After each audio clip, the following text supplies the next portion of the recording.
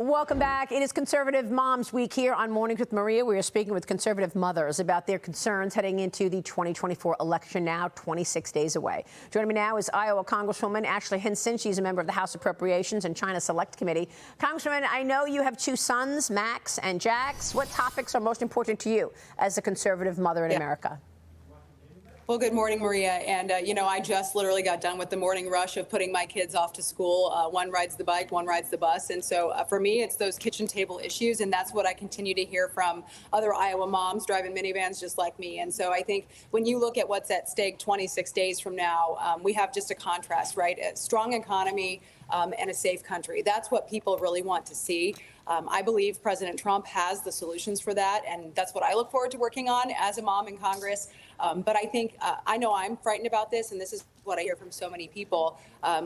Kamala Harris has a lot of explaining to do. She's been in office as the vice president for almost 4 years. Our economy and our safety on the global stage are both at risk, and I think that's what's at stake this election. So are you surprised then that it's such a tight race? I mean, you said, inflation as well as safety is important to you. I know you think the border is one of your top concerns as well. And we're learning now that members of the violent Venezuelan gang, Tren de Aragua, were caught allegedly trying to recruit middle school students in Texas.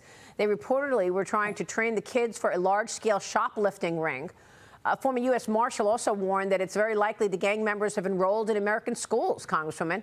They told these young kids, look, it doesn't matter if you get caught, nothing will happen because you're underage. So that's why they're trying to recruit middle schoolers.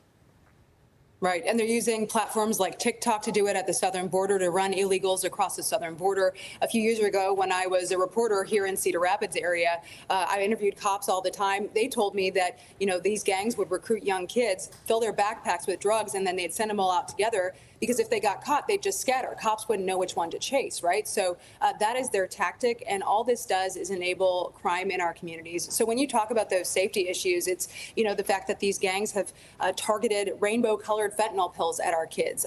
We know that these illegal gangs are coming into our communities, even here in Iowa. So safety is a huge issue. Border security is a huge issue. And Kamala Harris has put a wide open sign, as our borders are, on the southern border. So until those policies get fixed, I think that's what American moms will care about. Well, she said that she is pursuing security at the border now, even though in the last 4 years we've had this open border with some 10 million illegals coming into America.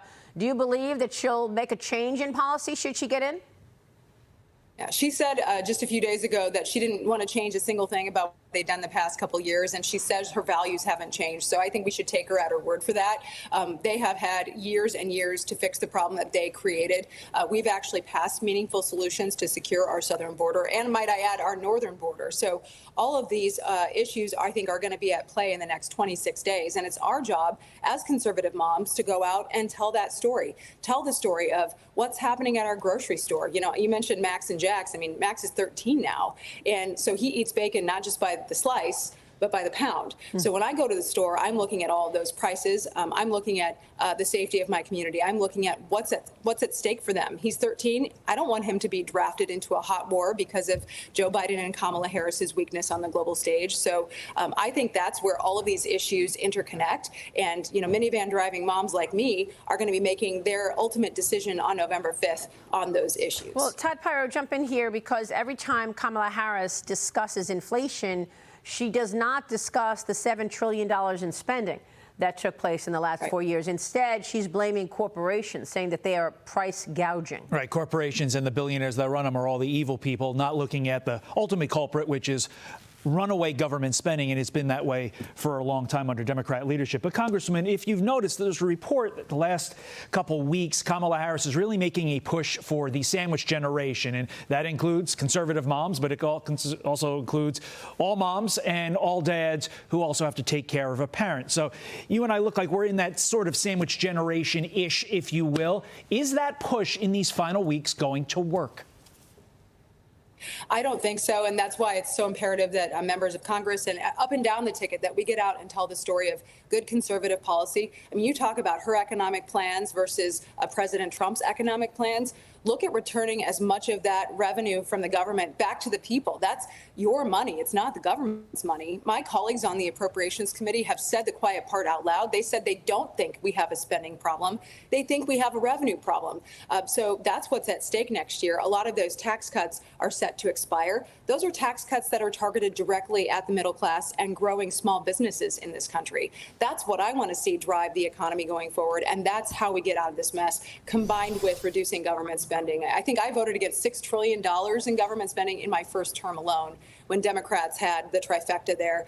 So I think we need to do everything we can to reel in the size and scope of the federal government. So from a mother's standpoint, what do you believe is the most important policy change you'd like to see come 2025 as we see a picture of you with your two sons right now? Yeah.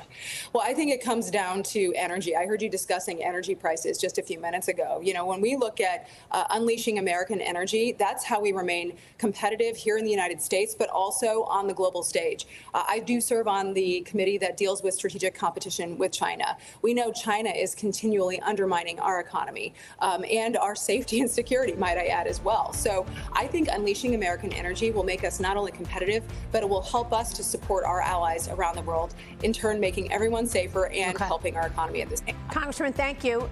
Very important interview. We appreciate your time. Congresswoman Ashley Hinson. Stay with us. We'll be right back.